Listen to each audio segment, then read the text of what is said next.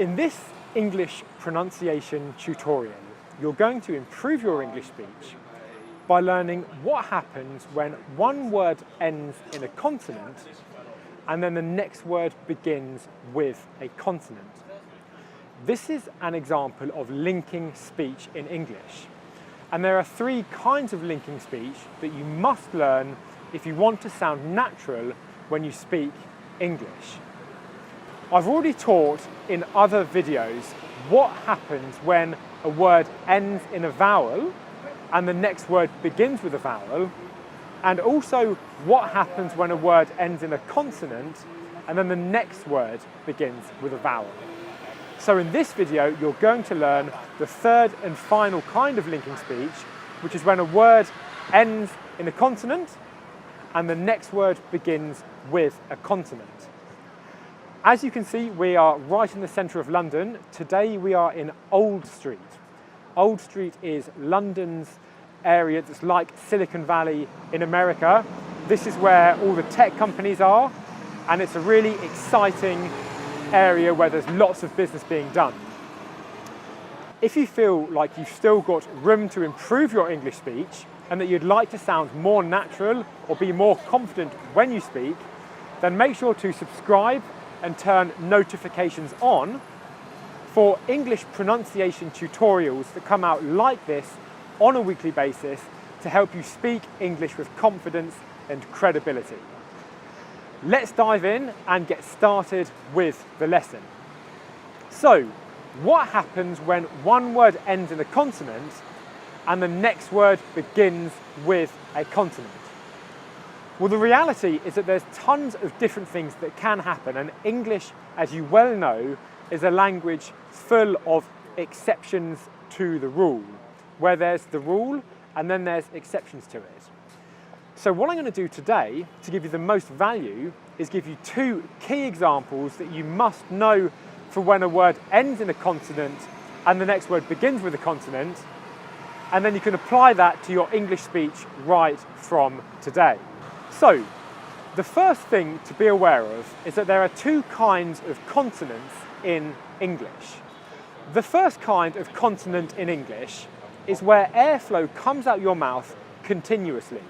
So, for example, in the sound M or S or V, the airflow coming out your mouth is restricted, but it comes out continuously. The other kind of consonant sound are plosive consonant sounds. And what happens with a plosive consonant sound is that airflow is temporarily completely restricted and then it explodes out your mouth. Examples of this sound or kind of sound in English would be T as in Tom, D as in dot, K as in can, G as in got, P as in pop, and B as in ban. So these 6 sounds are plosive sounds in English. So whilst we're talking about plosive sounds, let's look at rule 1. The first rule is this: if a word ends in a plosive consonant and the next word begins with a plosive consonant, then airflow will temporarily stop and your speech will stop temporarily, even when you're speaking at native speeds. If we look at the sound B, okay, and we look at a word that ends in B, and then a word where the next word begins with the word B, you get this: Bob built, Bob built, Bob built. Do you hear Bob built? The speech temporarily stops between those two sounds, B, B, Bob built. Even if I speak at really fast native speeds, the sound temporarily stops. Bob built, Bob built. Okay? The second rule that I'm going to give you in this lesson is what happens when a word ends in a continuous consonant sound, like M, and then the next word begins in a consonant sound like M. Okay? Before I do that, comment below with how you're finding that first rule. Do you understand it? And are you finding it difficult? Let me know below. So what happens when a word ends in a continual consonant sound and then the next word begins with a continuous consonant sound that is the same consonant sound? The two sounds will become one. So let's look at two words where the end sound and the beginning sound of the next word is exactly the same. First of all, I'm going to say them separately, and then I'm going to put them together at native speed so you can hear what happens. We're going to look at the word cream and the word melted. So if I say really slowly, the cream melted. In English speech, that would sound really unnatural. If I was to speak at native English speed, what I would say is this: the cream melted, the cream melted, the cream melted. Can you see that my lips only come together for the M sound once? The cream melted. I'm now going to give you 4 more examples of this rule in context, but with different sounds each time, okay? So the next one would be the sound S. And let's look at the two words, girls, sat. So plural for girl, girls, and sat. If I was to say these two words separately, I'd say the girls sat on the chair. But if I say it at native speed in English, I say it like this: the girls sat on the chair. The girls sat on the chair. The girls sat on the chair. Can you see that I'm only saying the S sound once? The girls sat on the chair. The next example would be with the sound N, as in not. So let's put the sound N at the end of the word and the beginning of the next word. Spoon, neat.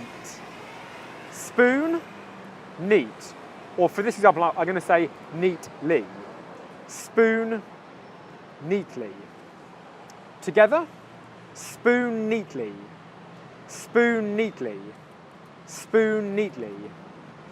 He put the spoon neatly on the table. He put the spoon neatly on the table. He put the spoon neatly on the table. All right? And one final example, this time we're going to look at the W sound. Again, another continuous consonant sound, w, w.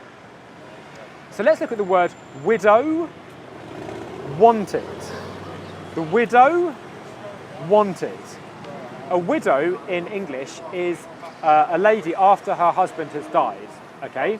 So if I say the widow wanted, and that's in natural speed, the widow wanted, the widow wanted, can you hear how I'm only saying the W sound once? The widow wanted her husband back. The widow wanted her husband back. The widow wanted. All right?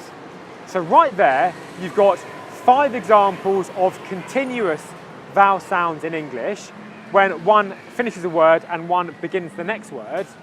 And I also gave you examples of what happens when a plosive consonant finishes one word and then a plosive consonant begins the next word, okay? Comment below with which of these examples you're finding easy, which you're finding hard.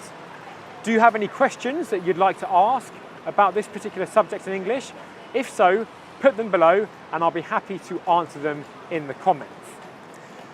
Please do share this video if you know anyone else that is working hard to improve their English speech or that's wanting to move to the UK or any other country around the world, and English is an essential part of that.